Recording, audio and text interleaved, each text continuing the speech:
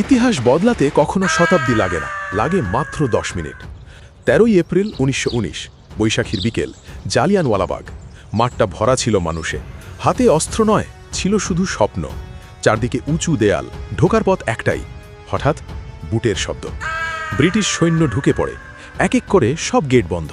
পালানোর কোনো রাস্তা নেই। ভেতরে মানুষ, বাইরে বন্দুক। কোনো ঘোষণা নয়, কোনো সতর্কতা নয়, একটা আদেশ, ফায়ার। মানুষ ছুটে পালাতে চায়। ঠিক সে সময় শুরু হয় গুলির বৃষ্টি। টানা 10 মিনিটে 1650টা গুলি নিরস্ত্র মানুষের ওপর। পালানোর রাস্তা বন্ধ, দেয়াল সামনে, বন্দুক পেছনে। আর এই 10 মিনিটেই একটা সাম্রাজ্য নিজের কবর খুঁড়েছিল।